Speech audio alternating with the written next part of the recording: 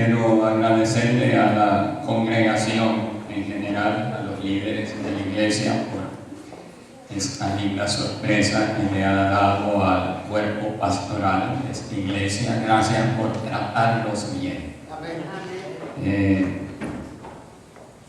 Cada pastor que es asignado a una iglesia o un distrito, cae sobre los hombros de ellos una gran responsabilidad, y estos pequeños gestos de amabilidad, de cariño por parte de ustedes hacen que el camino de ellos, ¿verdad?, sea más llevadero, más plano, ¿no?, para poder ellos seguir adelante. Así que gracias.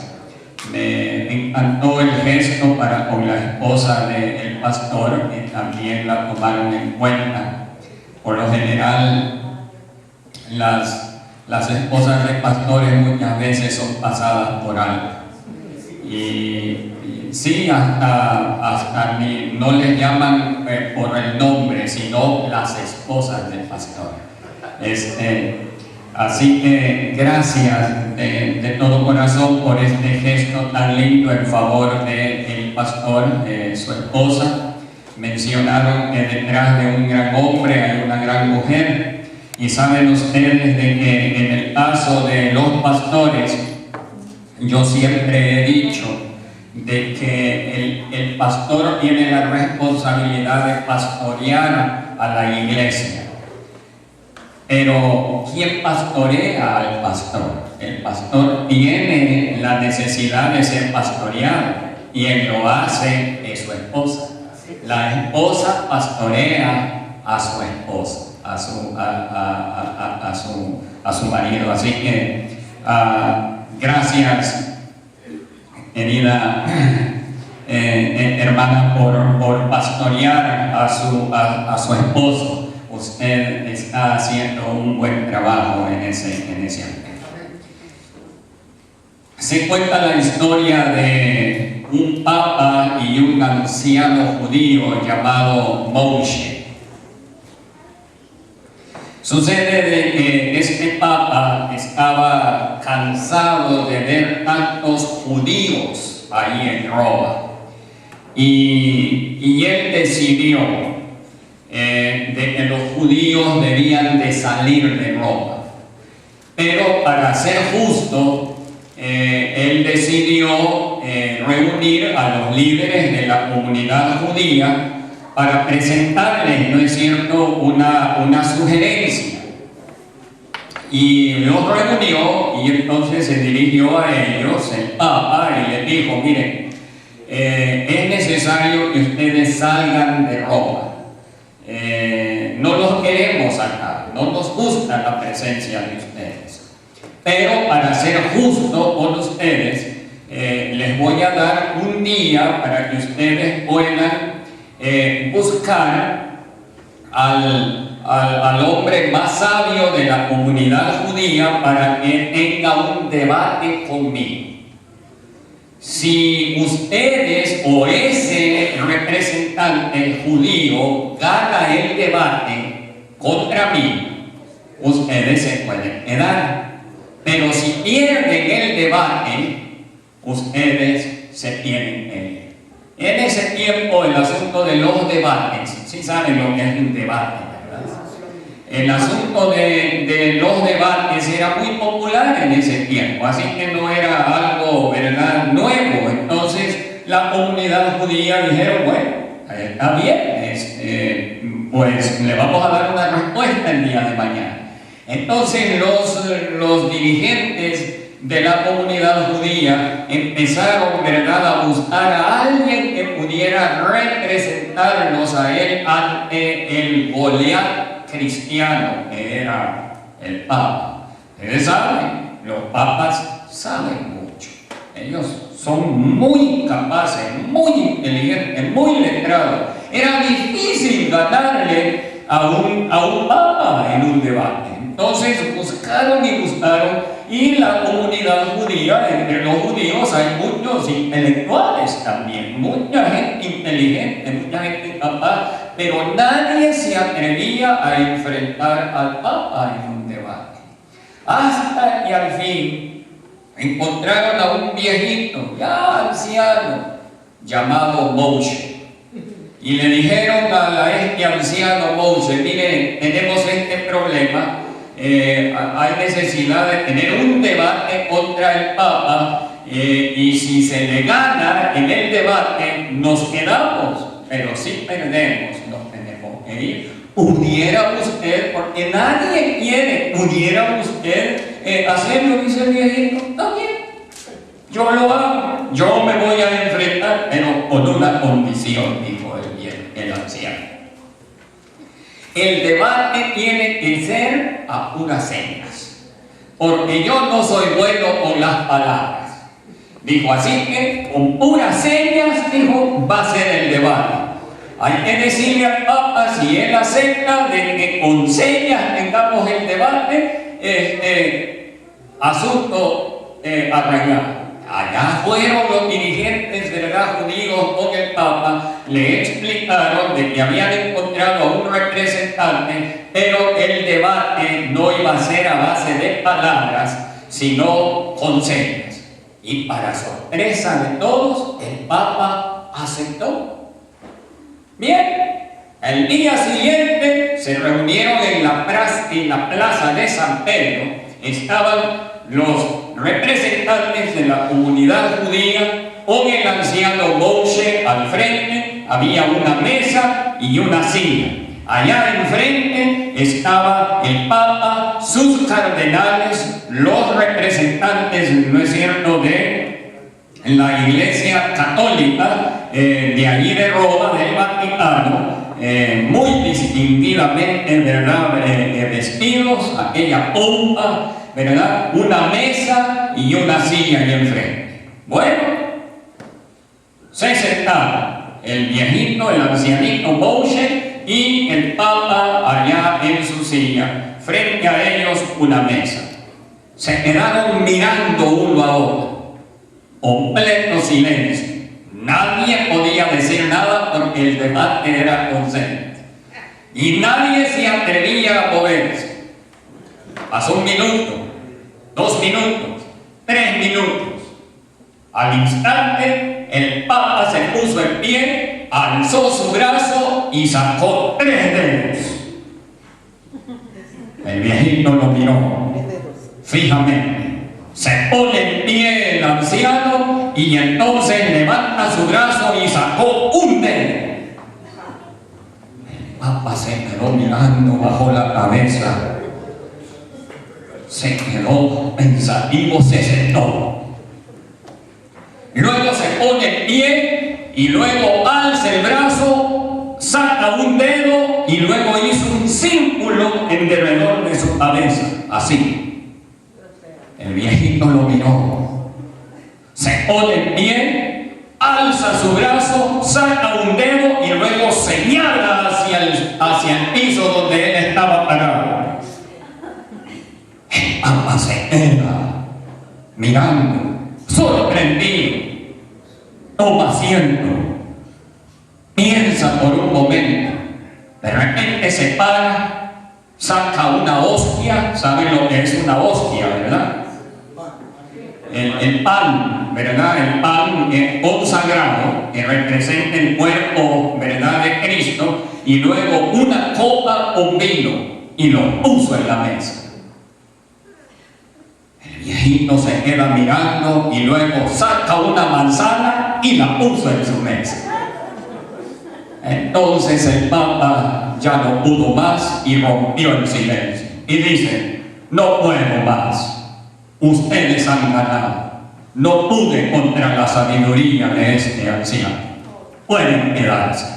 Todos los judíos prorrumpieron en una algarabía, ¿no es cierto?, gozosos, contentos. Nos vamos a quedar, nos vamos a quedar. El Papa, cabizbajo, se fue de aquel lugar, los cardenales lo siguieron y luego se metieron allá en su aposento privado y los cardenales se le acercaron al Papa y le dijeron: ¿cómo fue? ¿Cómo fue que te dejaste derrotar por ese anciano?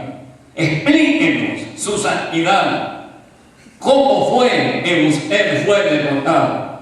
Y dice, es increíble, pero ese anciano está lleno de sabiduría. Yo mismo me quedo sorprendido. A ver, explíquenos. Y entonces el Papa dice, bueno, cuando yo levanté la mano y saqué 3 dedos, yo quise decir de que existen 3 personas en el cielo: el Padre, el Hijo y el Espíritu Santo. Y bueno, y le dice, y el viejito cuando levantó la mano y dijo, bueno, él levantó la mano, sacó un dedo, dándome a entender de que sí, son 3 personas, pero son 1. Y yo no le pude contradecir. Y cuando yo me levanté y levanté mi brazo y hice un círculo sobre mi cabeza, yo estaba diciendo de que Dios está en todas partes. Y el anciano, cuando se levantó y levantó el dedo y luego señaló hacia el suelo, él estaba dando a entender de que si bien es cierto de que está en todo lugar, él estaba allí presente en ese momento. Sí, es súper inteligente. Y luego yo saqué el pan y el vino, dando a entender de que nosotros somos salvos por el sacrificio de Cristo. Y luego el anciano, lleno de sabiduría, sacó una manzana y la puso sobre la mesa, llevándome al origen del pecado, la caída del hombre. Y que ese pecado original era también perdonado por la sangre y el cuerpo de Jesucristo. ¡Tremendo!, dijo el Papa. Yo no pude contra eso. Bueno, mientras tanto la comunidad judía estaban allá gozosos, ¿verdad?, celebrando el triunfo. Y los líderes, ¿verdad?, de la comunidad judía se acercaron al anciano y le dijeron, oye, pero ¿cómo fue que tú venciste al Goliat cristiano? ¿Cómo fue que tú lo lograste? Dice el viejito, pues yo la verdad, dice, pues cuando él le hizo así, dice, levantó su brazo y sacó 3 dedos, yo entendí, dijo él, que teníamos 3 días para abandonar, dijo, Roma. ¿Así? Sí, dijo. Y entonces, ¿cómo le contesté? Pues yo le contesté, yo levanté mi brazo con mi dedo y yo le di a entender de que ningún judío iba a abandonar ese lugar. Ningún judío. Y cuando el Papa levantó su brazo y hizo un círculo sobre su cabeza, yo entendí de que todos los judíos teníamos que irnos de Roma. Y entonces cuando yo levanté mi brazo con el dedo y señalé así al suelo, yo le di a entender que ningún judío iba a abandonar Roma.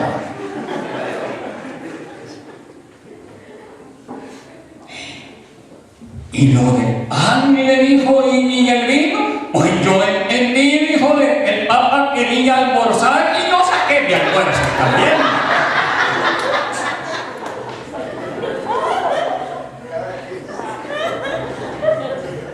¿Cuál es la moraleja de esta historia? Las mismas señales, ambos estaban viendo lo mismo, ¿no es cierto? Las mismas señales, los mismos ejemplos, el mismo tiempo, el mismo lugar, pero esas señales no hablan por sí mismas. Nosotros que las vemos ante nuestros ojos, las interpretamos conforme nosotros creemos que significan. Y esa interpretación que nosotros le damos puede ser equivocada. En la palabra de Dios encontramos en el Evangelio según San Mateo, capítulo 24, que es el capítulo por excelencia que habla acerca de las señales que marcan la segunda venida de nuestro Señor Jesucristo. Nos habla de ciertas señales. Dice en el capítulo 24, versículo 1, cuando Jesús salió del templo y se iba, se acercaron sus discípulos para mostrarle los edificios del templo. Respondiendo él les dijo: ¿veis todo esto? De cierto os digo que no quedará aquí piedra sobre piedra que no sea derribada. Versículo 3. Y estando él sentado en el monte de los olivos, los discípulos se le acercaron aparte diciendo: dinos, ¿cuándo serán estas cosas? ¿Y qué más dice? ¿Y qué señal habrá de tu venida y del fin del siglo?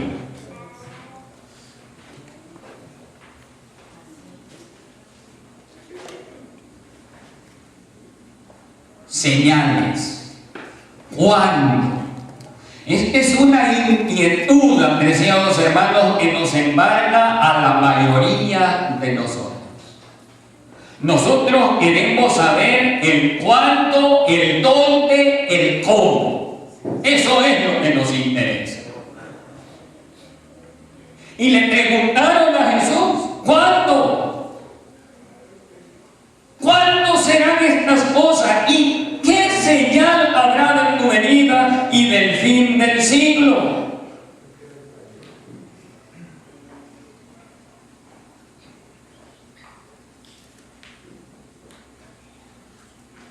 Ahora noten ustedes cómo Jesús les responde: sin histeria. Cuando yo digo sin histeria, me refiero con calma, sin desesperación. Jesús les responde. Noten ustedes en qué estaban enfocados los discípulos. Los discípulos estaban enfocados en tiempo, estaban enfocados en señales. En tiempo y en señales.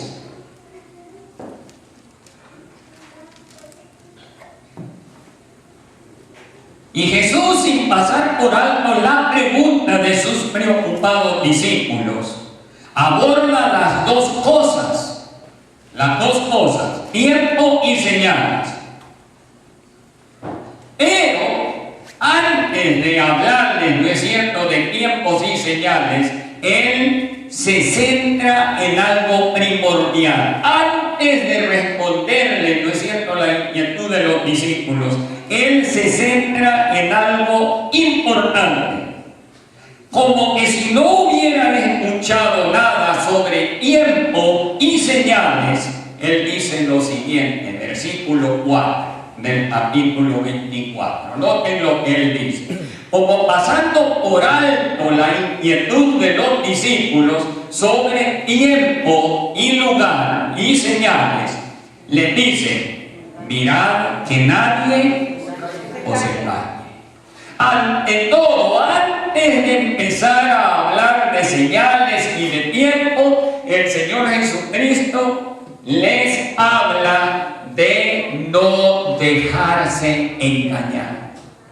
Antes de saber sobre tiempo, sobre cuándo sucederán estas cosas y los eventos, ¿no es cierto?, que acompañarán a la segunda venida de Jesús, Él les hace una observación: mirad que nadie os engañe. Interesante, ¿no? Sobre esto vamos a hablar más adelante.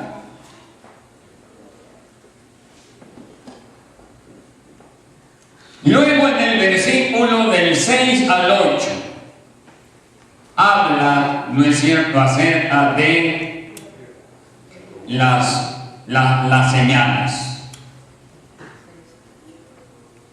Y ahí habla de guerras, de rumores de guerra: vendrán muchos en mi nombre, si yo soy el Cristo, y a muchos engañarán. Versículo 5, oiréis de guerras y rumores de guerra. Versículo 6, mirad que no os turbéis, porque es necesario que todo esto acontezca, pero aún no es el fin.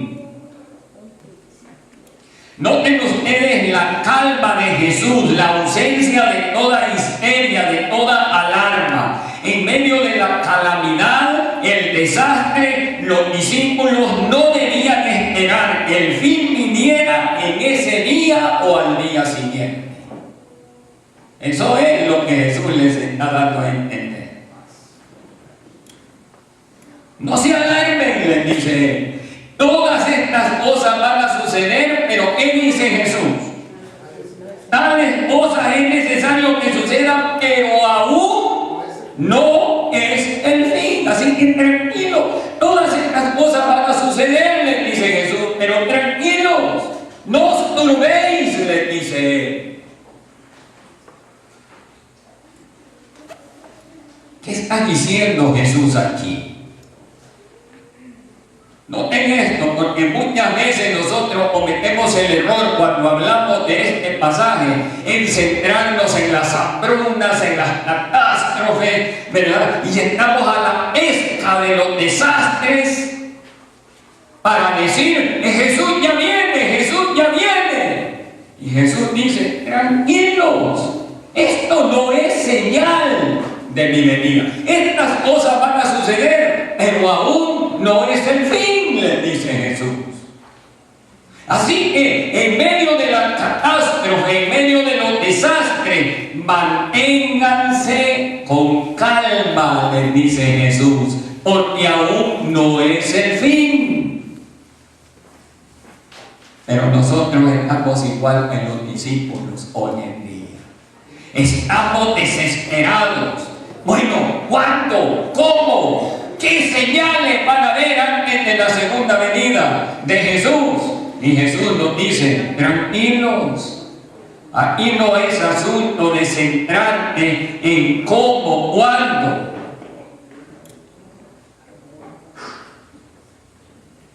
Y ustedes dirán, pero pastor, ¿qué es lo que usted está diciendo? Bueno, no lo digo yo, lo está diciendo la Biblia. Amén. Dice, tales cosas es necesario que sucedan, pero aún no es el fin. Don't panic. Eso es lo que está diciendo Jesús. Do not panic.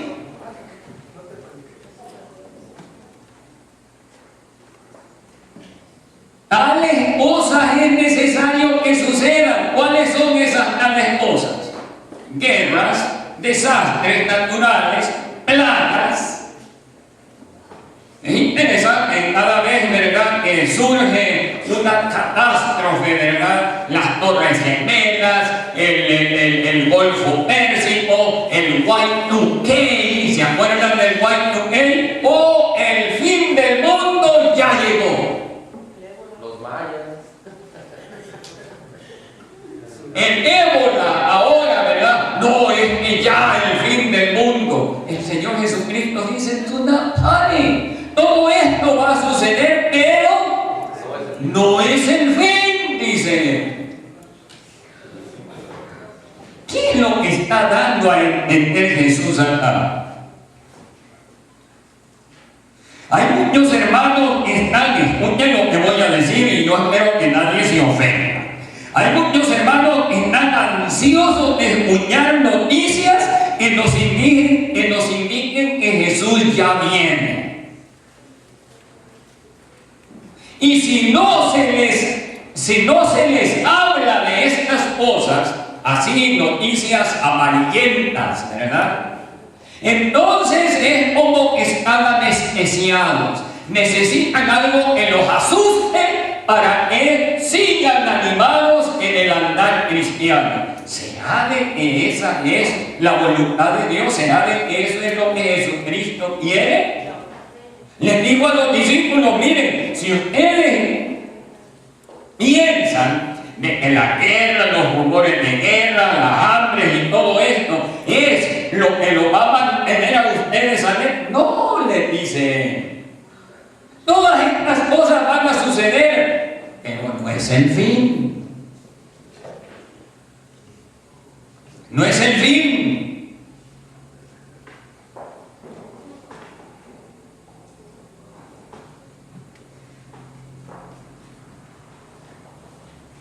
A unos han llegado hasta el extremo. Escuchen, y esto sucedió ya cuando recién Juan Pablo II.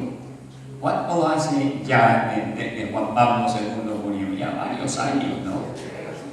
Cuando Juan Pablo II murió, por ahí algunos predicadores, ¿no es cierto?, en sus interpretaciones estaban diciendo de que Juan Pablo II iba a resucitar. ¡Y tremendo! ¡El fin del mundo! Juan Pablo II se va a levantar y va a engañar. Si tuvo influencia cuando estaba vivo, imagínense ustedes cuando resucite. Y la gente, ahora sí, Jesús viene, me voy a preparar. ¿Necesitas tú escuchar estas cosas para prepararte? Es la pregunta.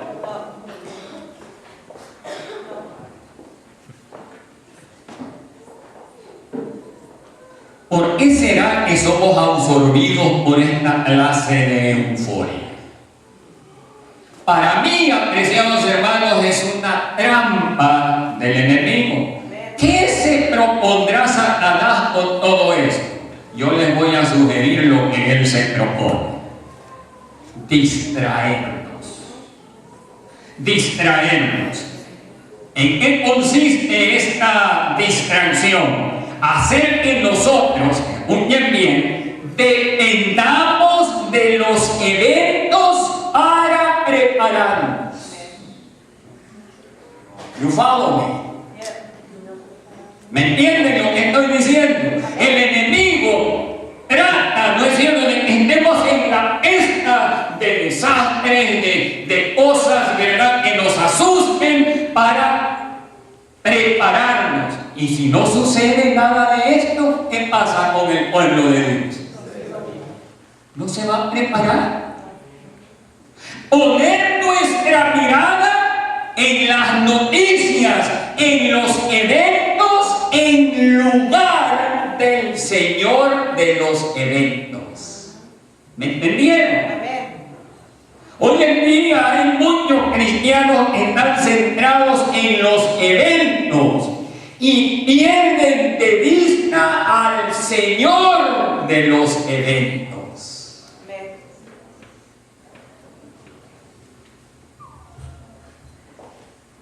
¿Y qué si no está sucediendo eventos alarmantes? ¿No voy a estar alerta? ¿No voy a estar alerta? Voy a depender de las grandes catástrofes, de las grandes intrigas para esperar a mi Señor, y si nada de esto está sucediendo, no voy a estar alerta, no voy a estar preparado. Lucas 12:40. Vamos a ver qué dice Lucas 12:40.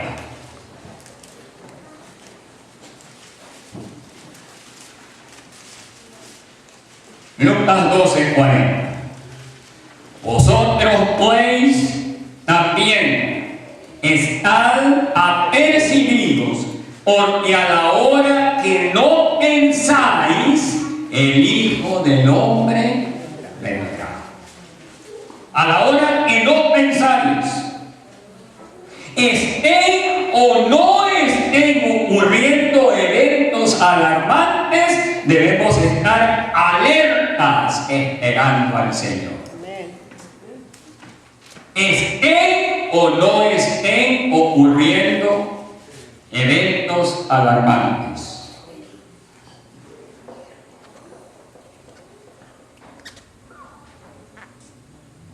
¿Sabían ustedes de que los planes de Dios como soberano que Él es no son afectados por mis interpretaciones?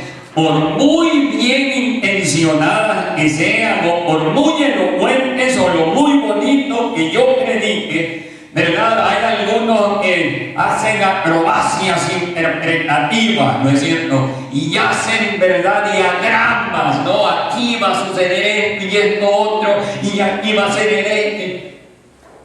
¿Será de que Dios depende de esas interpretaciones para decir, bueno, lo están interpretando correctamente, yo voy ahí? No. No depende el Señor de eso. Elena G. White escribió en El deseado de todas las gentes, página 24, lo siguiente: pero como las estrellas en la vasta órbita de su derrotero señalado, los propósitos de Dios no conocen premura ni demora. Él ya tiene un tiempo, ¿no es cierto?, señalado en el cual Él ha de venir por su pueblo.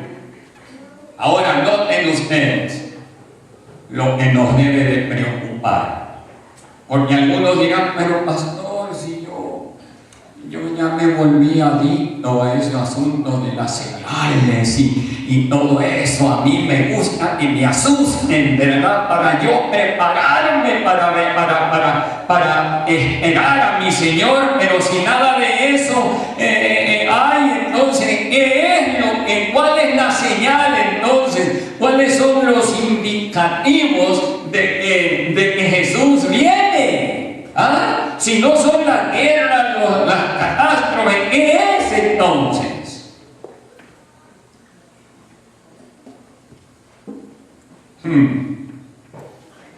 Saben, apreciados hermanos, lo que más debe de preocuparnos no es tanto lo que Jesús dijo sobre los desastres, las guerras, hambres, terremotos y pestilencias. No es tanto eso. Lo que nos debe de preocupar es lo que Él dijo de nosotros. No de las guerras y de los rumores, no, de nosotros, de nuestra conducta, de nuestra manera de ser en la iglesia, en nuestro hogar.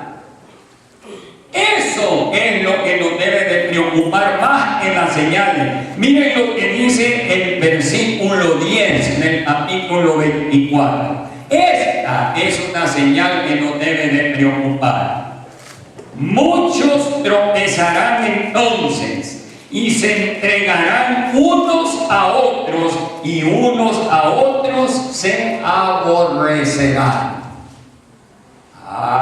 Esto nos debe de preocupar más que las guerras y rumores de guerras y pestilencias, las intrigas, los celos, las pasiones, el odio, ¿no es cierto?, que puede existir entre el pueblo de Dios. Eso nos debe de preocupar más que las señales y las bestias y la interpretación de las bestias.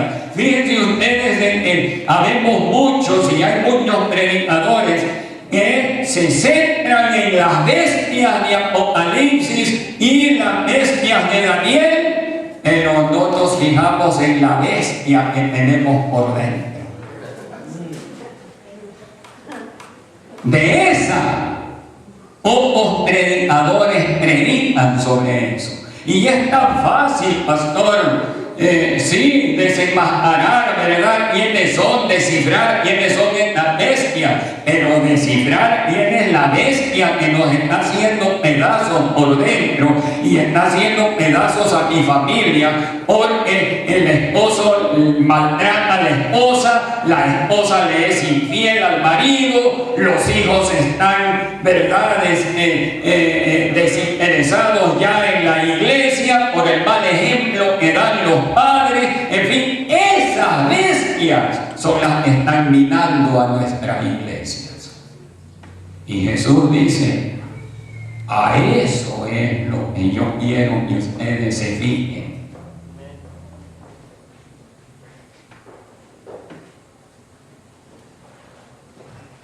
Miren lo que Elena G. White escribió en El conflicto de los siglos, y la página no la van a poder olvidar. La página del conflicto de los siglos donde está escrito este pasaje, esta cita que les voy a leer, está en la página 666. Así que no se les va a poder olvidar, hablando, ¿verdad?, de la bestia. Dice: conforme vaya acercándose la tempestad, muchos que profesan creer en el mensaje del tercer ángel, pero que no fueron santificados por la obediencia a la verdad, abandonarán su fe e irán a engrosar las filas de la oposición. Noten, no solamente van a abandonar la fe, sino que van a engrosar las filas de la oposición, de los que van a atacar al pueblo de Dios, la van a criticar, van a señalar a la iglesia. Uniéndose con el mundo y participando de su espíritu, llegarán a ver las cosas casi bajo el mismo aspecto.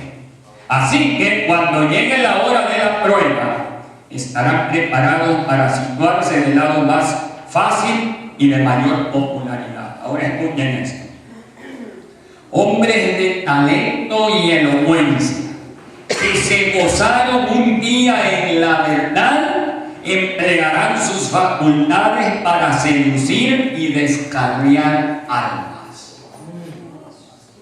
Tremendo, ¿no? ¿Eso es a dónde? ¿Fuera de la iglesia? No, dentro de la iglesia.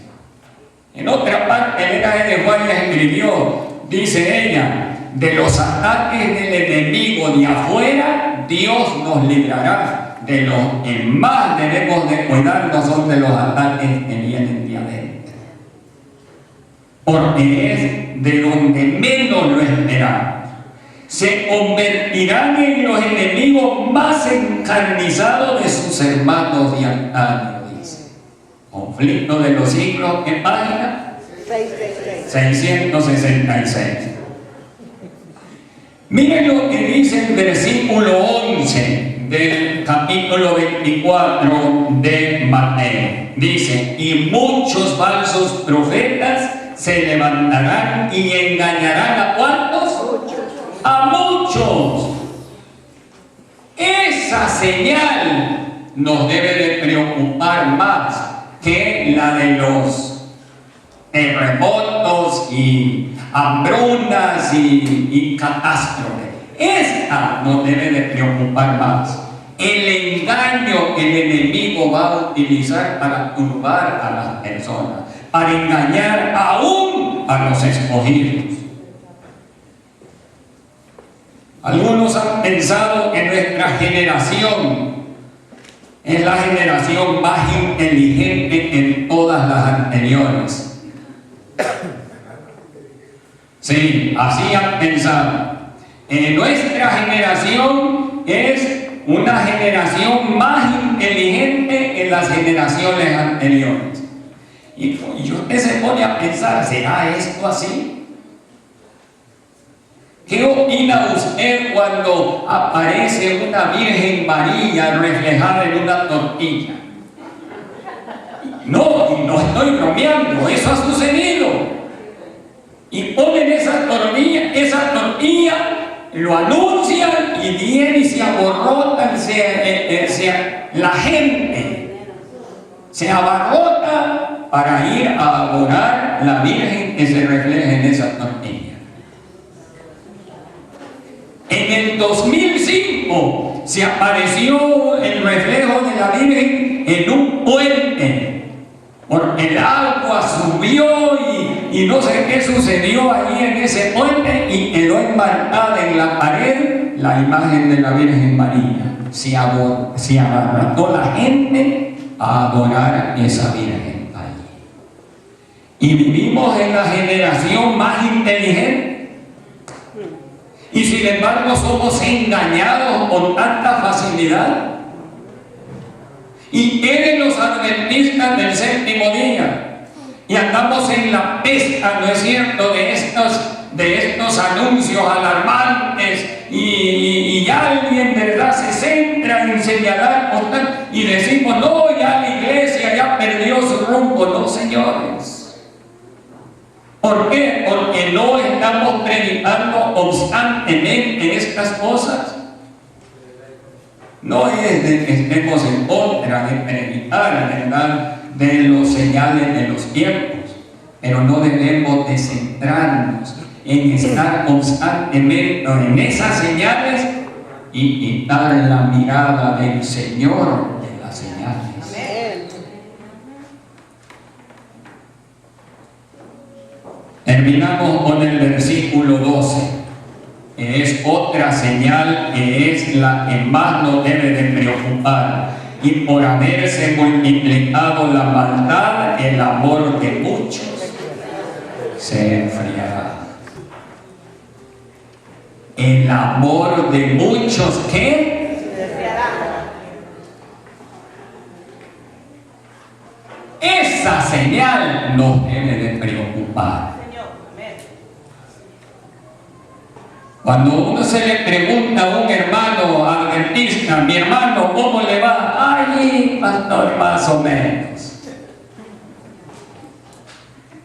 Como que nos enorgullecemos de ser de la iglesia de la Odisea. Tibios. Allí, ¿verdad? Ni chicha, ni limonada, dicen por ahí. Ni limonada. ¿Cómo te va? Allí más o menos, pastor. 10 años después le vuelves a preguntar y todavía te responde igual. Allí, pastor. Hombre, pero no hay progreso. Estamos, ¿verdad?, como en esos aparatos donde uno hace ejercicio ¿cómo le llaman? Bicicletas fijas. Allí estamos pedaleando allí en el mismo lugar, no avanzamos para ningún lado. Y le preguntamos en 20 años, ¿cómo le va a mi hermano? Allí, pastor, más o menos. ¡Hombre! Y seguimos pedaleando allí en el mismo lugar, no hay progreso. Y dice acá, el amor de muchos se enfriará, ya les da igual. Insensible, ¿no es cierto? Se para al pastor haciendo acrobacia, mira hermano, vamos a hacer esto. No, eso ya lo intentamos, no funcionó. Pero mire, vamos a hacer esto. No, pastor, mire, el pastor anterior lo hizo y un fracaso, pastor. Pero miren, hermano, vamos a hacer esto. Y no, pastor, hágalo usted y los ancianos. Yo ya lo intenté, no me funcionó. Y dan ganas de agarrarlos y darle con... ¿Verdad? Porque nadie nos dice que el amor de muchos, pastor, se enfriarán y nada los descongela. Eso nos debe de preocupar más que las señales, ¿no es cierto? Los terremotos y eso y los otros. Bueno, los terremotos a veces, pastores, bueno, que vengan porque así, ¿verdad? Como estamos acostumbrados, se llena la iglesia, pero luego después al mes otra vez igual. El amor de muchos se enfriará.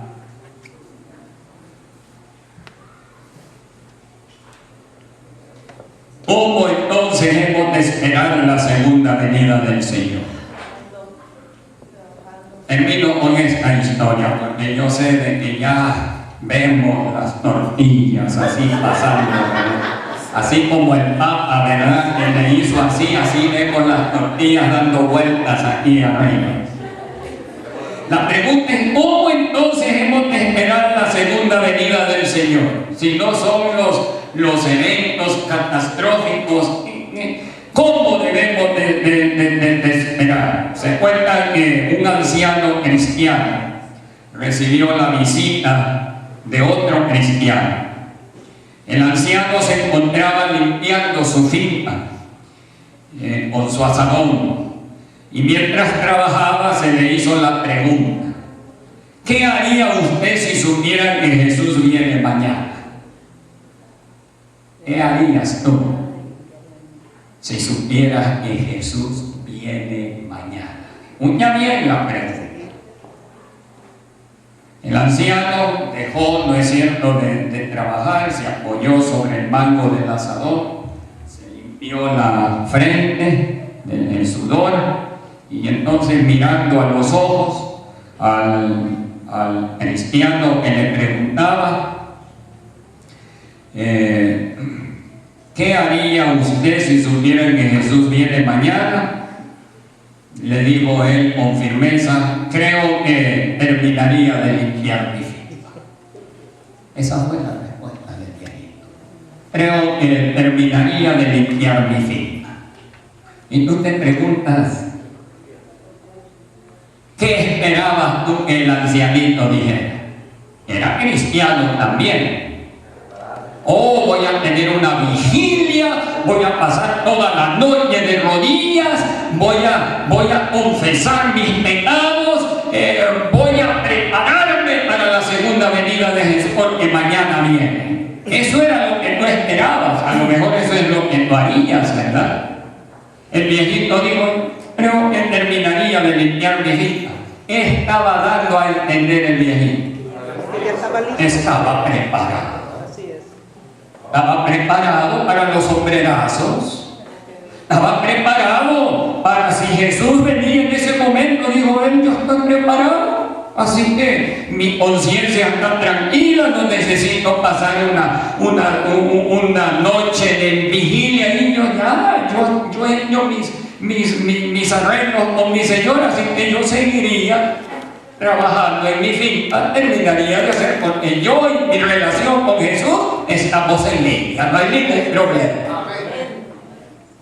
No tenemos, apreciados hermanos, que depender de los sustos y de las cosas, de las tragedias para decir, ¡ay, me voy a preparar para la venida del Señor! No, diariamente usted debe tener una conexión con su Dios. Independientemente de las señales, relación íntima con Jesús. En medio de la tempestad, en medio de la calma, en todo tiempo el Hijo de Dios debe de estar preparado, porque el Hijo del Hombre vendrá a la hora que no pensáis. Gloria a Dios. El Elaje de Guaya escribió, y con esto termino, los tiempos y las sazones son del dominio exclusivo de Dios. Así dice.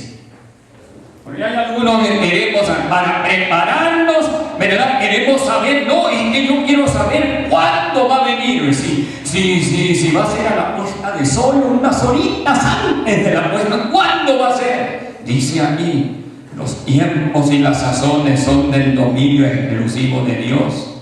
¿Y por qué no nos ha dado Dios este conocimiento?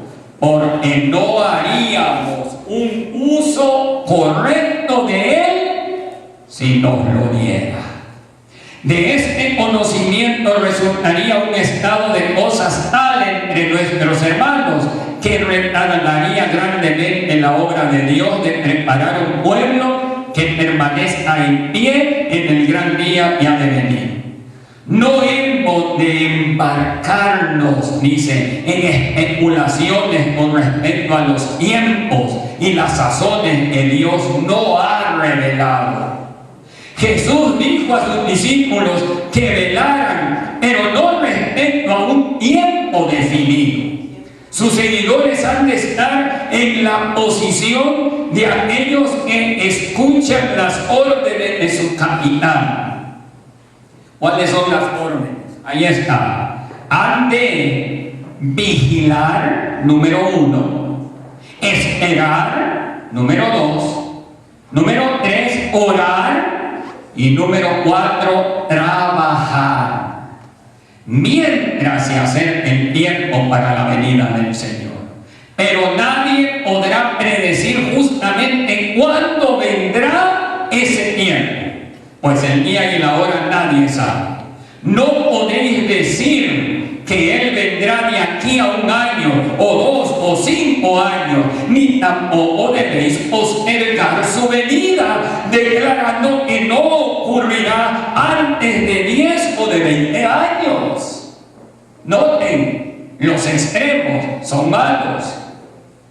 No hemos de saber el tiempo definido, ni del derramamiento del Espíritu Santo, ni de la segunda venida de Cristo. Esto no nos debe de quitar el sueño, apreciados hermanos. Lo que sí debe de quitarnos el sueño es de que tú debes de estar en constante relación con el Señor de los eventos. No los eventos, sino el Señor de los eventos, Cristo Jesús. Les invito a que estemos alerta, fijándonos en Jesús, porque contemplándolo a Él, seremos ¿qué? Transformados a su semejanza. Pero si tú estás constantemente fijándote en los terremotos, en las aflicciones, en las tragedias, pues vas a vivir una vida cristiana de desesperación y de angustia. Pero si tú te fijas en Cristo, su carácter, su amor, entonces vas a ser transformado. Y cuando Él venga, no vas a tener ningún problema con todas las tragedias y los desastres que suceden. Amoroso Dios, en esta hora yo ruego por la iglesia de Isco, que puedan ellos considerar la interpretación de los tiempos en su contexto correcto. Que ellos puedan fijarse no tanto en las tragedias, en las señales de guerras y rumores de guerras, sino más bien a dónde apuntan, que es Jesús. Que podamos fijarnos en Él, estudiar su carácter, su manera de ser, para que nosotros podamos reflejar ese carácter y Él, cuando se manifieste en gloria y majestad, pueda reconocernos como suyos. Bendice, Señor, al pastor, a su esposa, a cada líder de esta iglesia, a cada miembro de esta congregación y los amigos que nos visitan. Que la paz y la seguridad de tu presencia sea con cada uno de ellos. En el nombre de Jesús oramos. Amén.